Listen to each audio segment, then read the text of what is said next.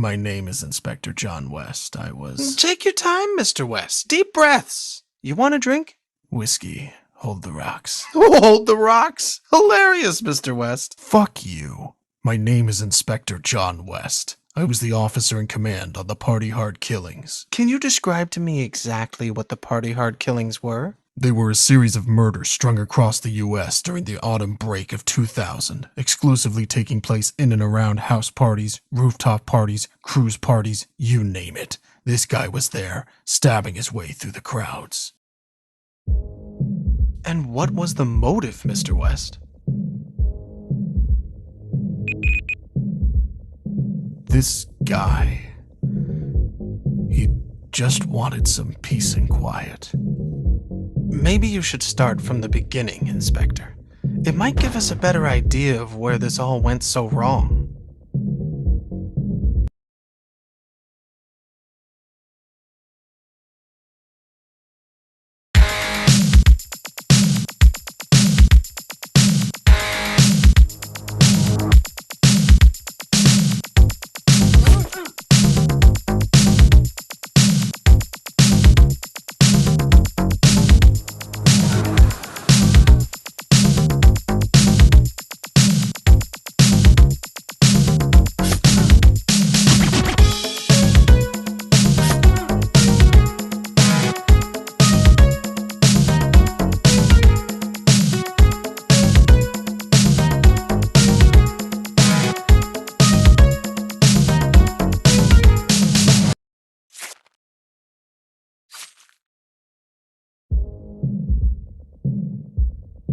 One of my officers responded to a call near North Beach.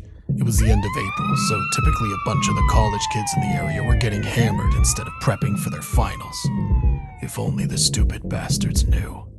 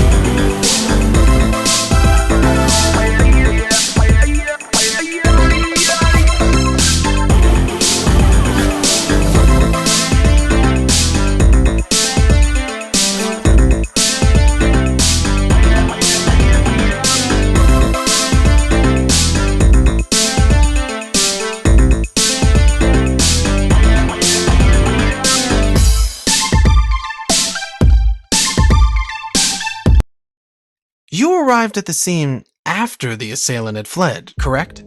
A little after 3 a.m., yeah.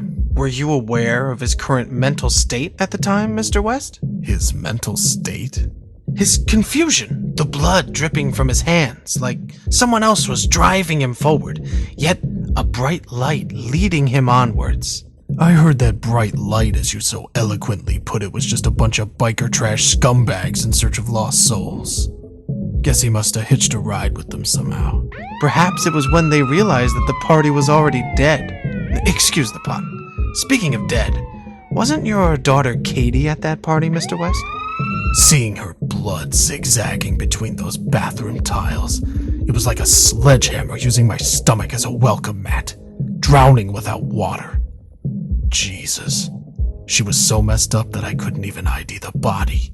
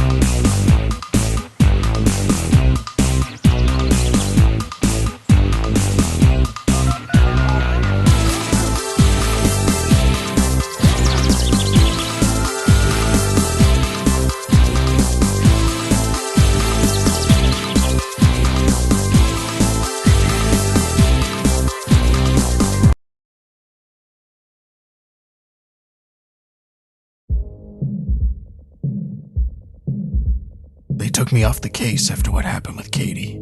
But let's just say I was keeping up to speed by other means. Once the ranch massacre happened, my colleagues were more than happy to unofficially keep me informed. It seemed obvious to me that this was just the beginning, and I had Las Vegas down as one of the contenders for the next attack. Of course, the problem is that Las Vegas is one hell of a landmass to keep a watchful eye over. The kicker is that he was spotted leaving the scene on a shuttle bus. A goddamn bus! So you're saying the perpetrator was calm, even after what he'd just done? I'm saying this guy was a fucking psycho. Please, Mr. West, try to stay professional. You're a funny guy. Either way, I still don't know how he evaded the entire police force descending down on him. It was like the devil was on his side.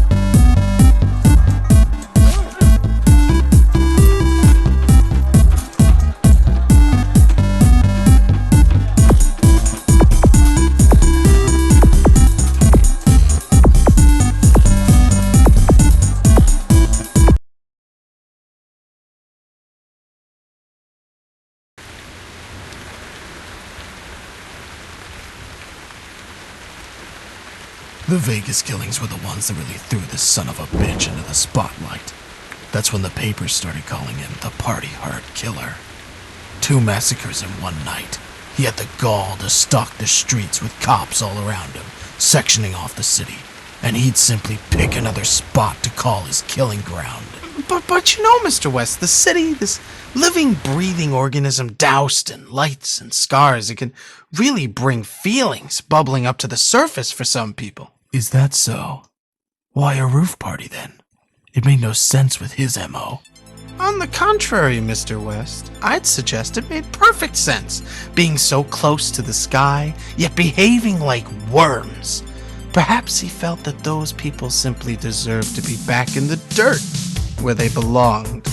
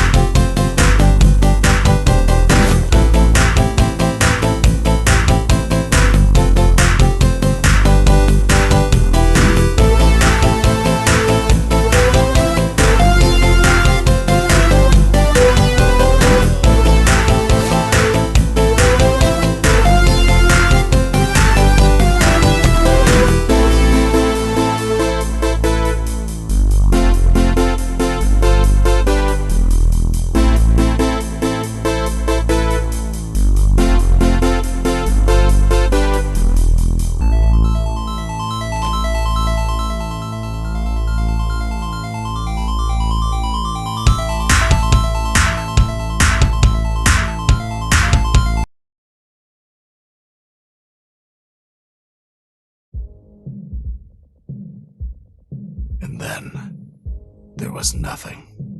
Months and months of goddamn nothing. Just frustrating goddamn silence. The shadow had swept through our lives and then hidden away like the yellow-bellied piece of shit that he is. Mr. West, please, let's stick to the facts. What do you think he was doing during this time? Damned if I know. Tell you what, though, those months dragged and dragged. The papers wanted names. There was severe public unease. The police force was a laughingstock. You'd never guess that one single sicko could rip this country apart so badly.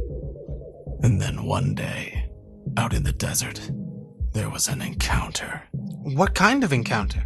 A guy driving late one night told us he nearly hit this guy who stepped down in the middle of the road. Apparently, he didn't say much, although the driver was in shock, as you'd expect. He sort of just threw a flyer at the guy's feet. Said he needed help. Needed help? What kind of help? Said he needed a ride to a party on a boat.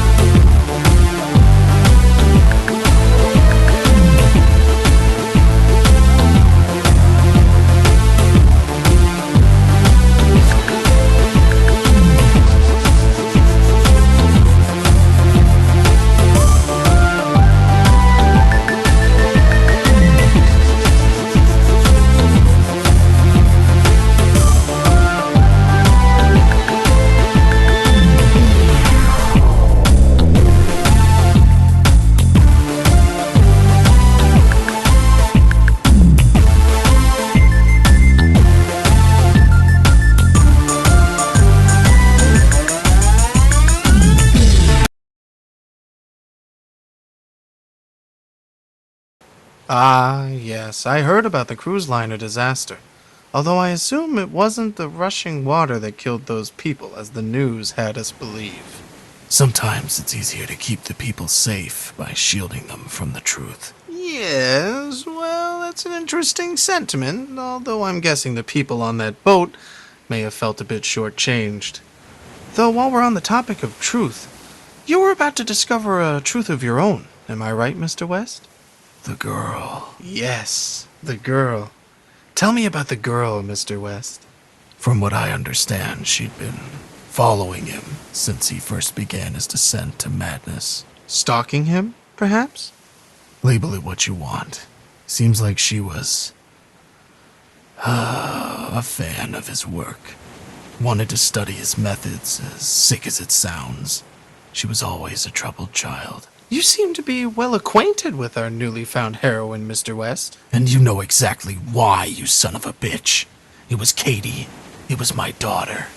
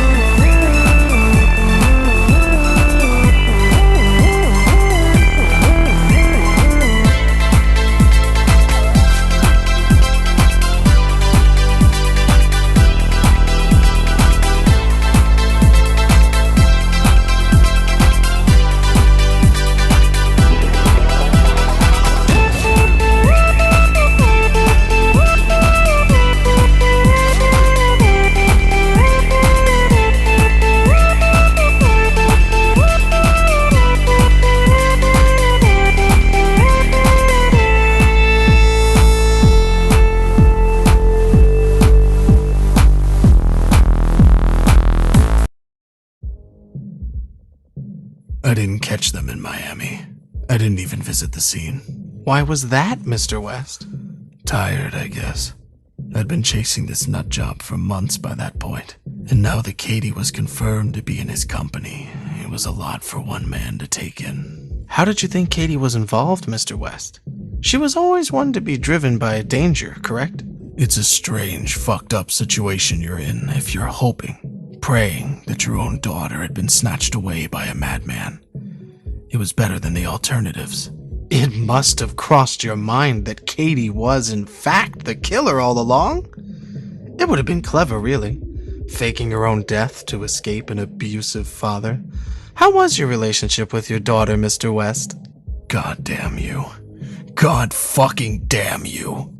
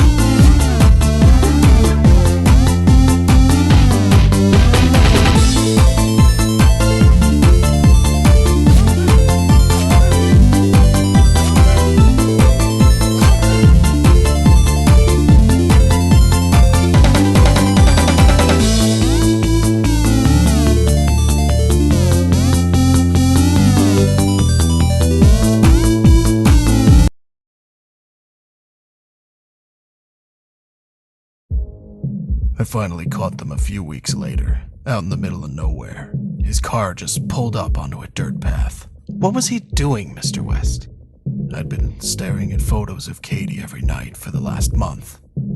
The ink had started to run off where I'd been pressing the corners so tightly. What was he doing, Mr. West? He was admiring his handiwork. I wouldn't worry, Mr. West. The chances are it's what she wanted anyway. To be one of his works of art, so to speak. Fuck you. I was ready to put a bullet in the back of his head there and then. It would have been so easy, so satisfying. It was what he deserved. What changed your mind? I'm a cop, Darius. The American people rely on figures like myself to uphold the law. Killing him would have made us one and the same. How very noble of you, John. Once again, fuck you. But you know, the world has a funny way of showing gratitude for such selfless acts. I assume you're referring to the blinding light that apparently engulfed your car. I still have no idea what it was, or what caused it. I guess this terror of darkness has somehow found a friend in the light. And of course, when I came to, I found my car had made a strong connection with rather incompatible foliage. Worse still, my back seat was devoid of serial killers.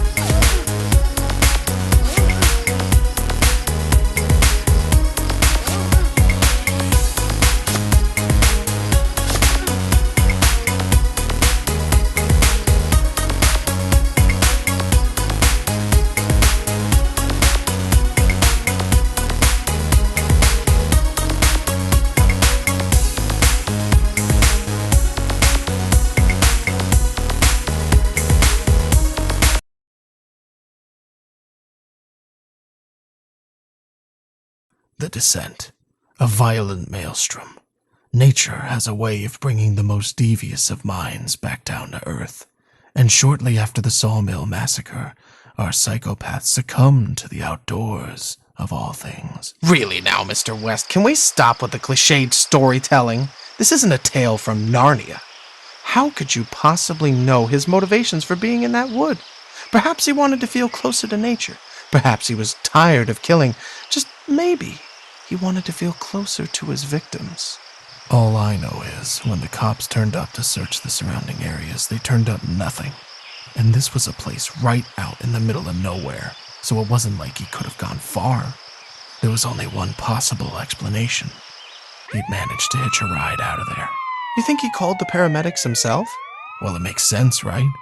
Splatter yourself with some of the blood at a mass murder scene and the medics aren't exactly going to be picky about who they pick up. He's breathing, so you get him to the wagon ASAP.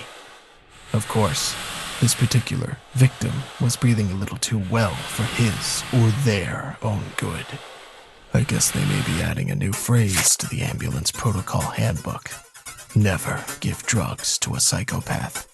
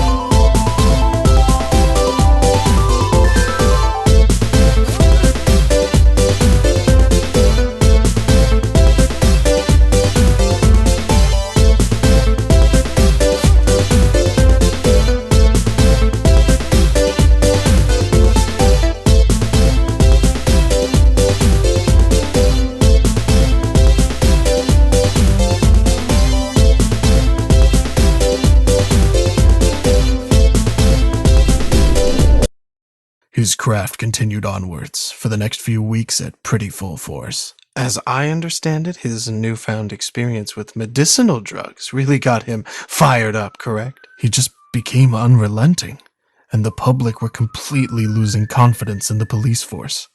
Well, no, they'd already lost all confidence. Now they were forming task forces and going out onto the streets themselves looking for him. He even had followers by this point, groups of people who saw what he was doing as some kind of means to a human utopia. We just couldn't keep up with him.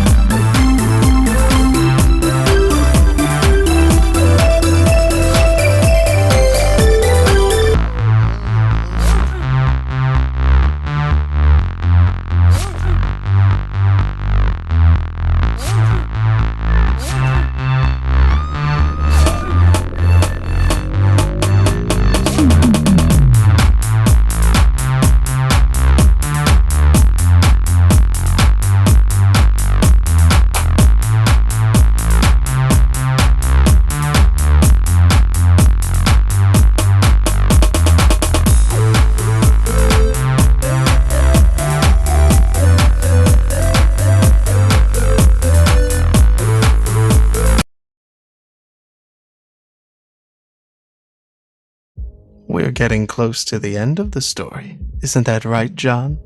A bunch of his avid followers, his so-called party harders, were said to be holding a party down in the San Francisco subway after hours. And you heard about the party just in time to catch him. Is that correct? That's what I was hoping. What was your plan exactly? The last time you encountered this man, it didn't exactly swing in your favor. I knew exactly what I had to do. It was plain and simple. He had to be stopped.